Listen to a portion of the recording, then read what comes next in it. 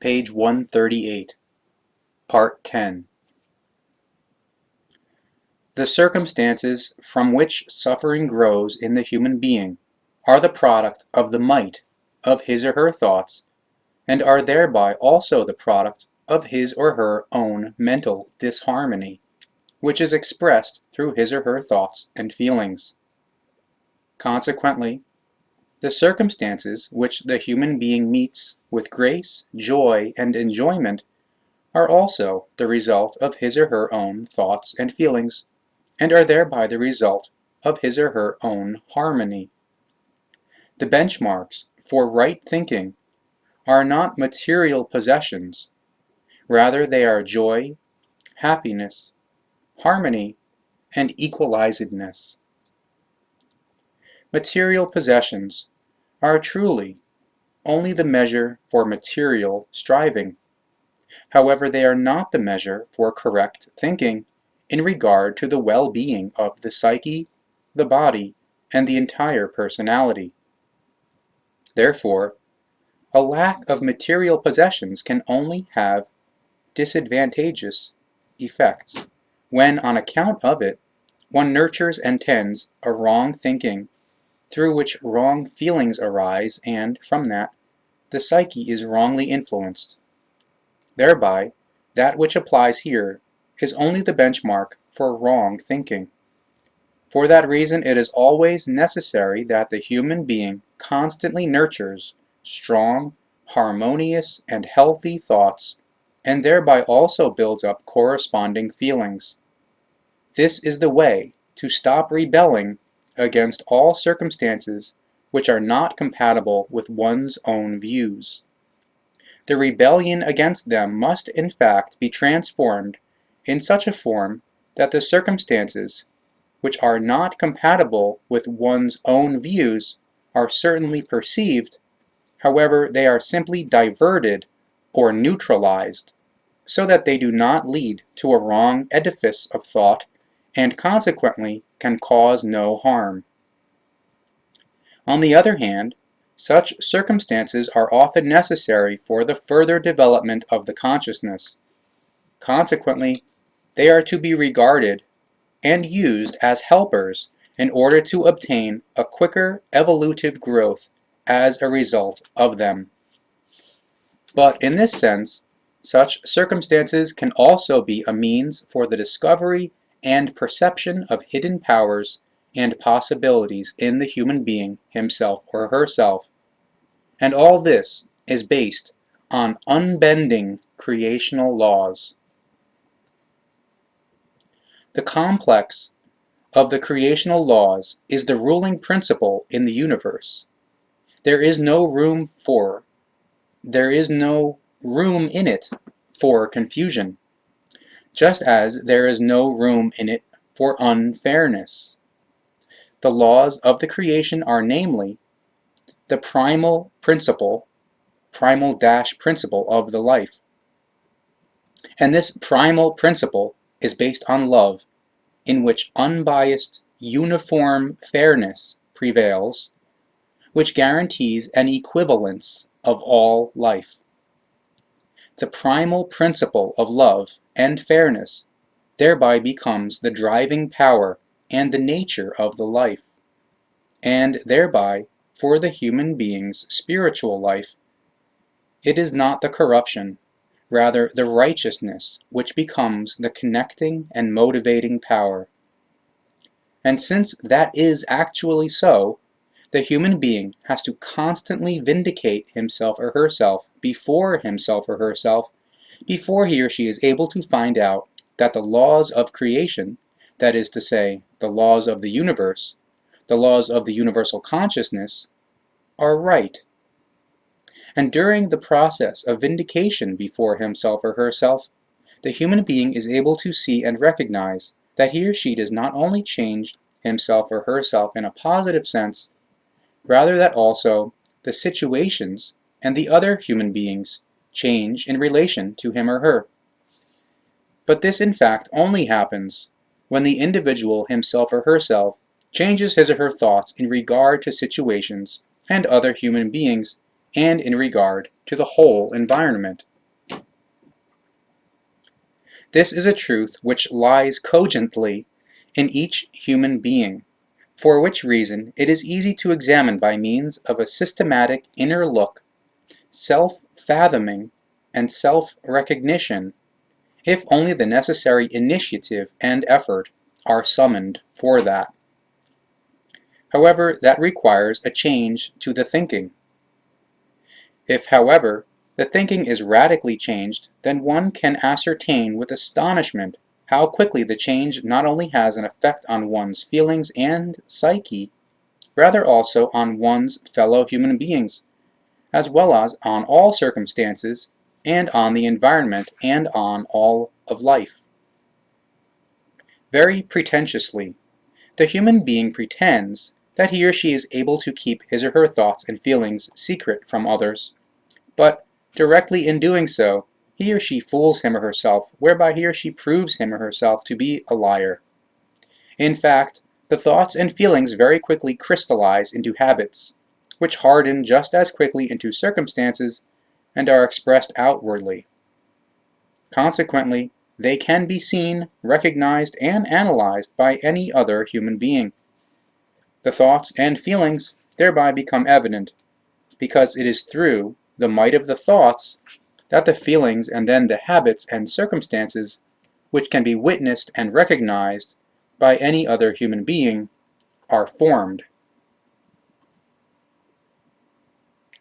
Lower thoughts form lower feelings, lower habits, and lower circumstances, such as alcoholism, hate, affliction, resentment, sorrow, grief, bitterness, errors of judgment, and so forth, and many kinds of suffering. If one's thoughts are destructive, then they crystallize into confusing and exhausting habits and circumstances which the human being who is afflicted by them is no longer able to control.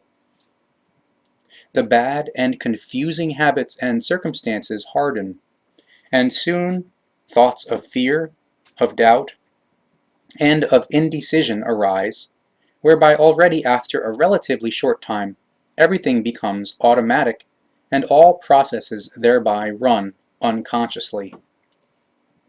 From the circumstances and habits which have arisen from that in that way, new circumstances arise which harden into failure, impoverished thinking, and into dependency, and so forth.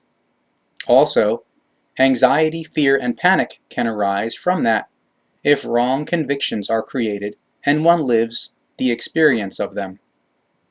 But wrong thoughts are also able to develop and harden into habits of uncleanliness and unhonesty, while thoughts of hate and disdain form into habits, convictions, and lived practical experiences of such a wrong form that accusations, Gewalt, injury, and persecution arise from that. Selfish thoughts of every kind cause all altruistic factors to sink, and instead of altruism, they promote selfishness and egoism, as well as many other tormenting circumstances and habits.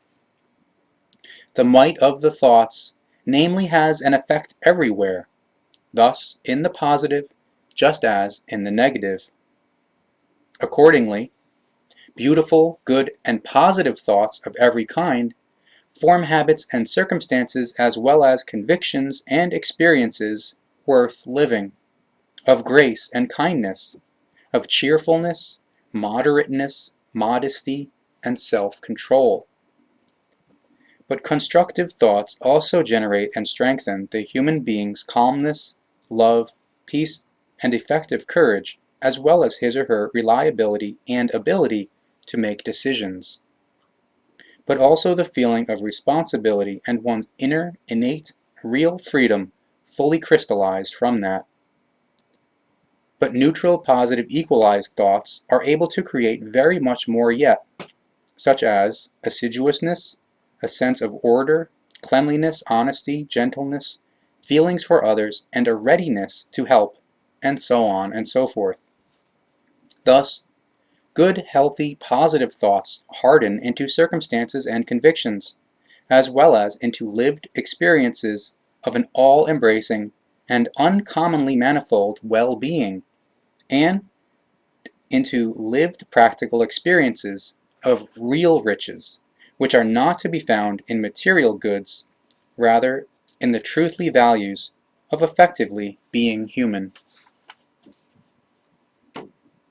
If one holds firmly to a certain thought, be it good or bad, negative or positive, small or great, wrong or excellent, then, with absolute certainty, it will have its effects on one's feelings and on one's psyche, as well as on one's morality, character, and entire personality.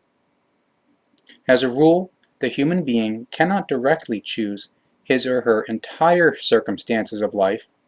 However, he or she can choose his or her thoughts, by means of which he or she forms his or her feelings and psyche, and indirectly, and indeed infallibly, his or her circumstances of life.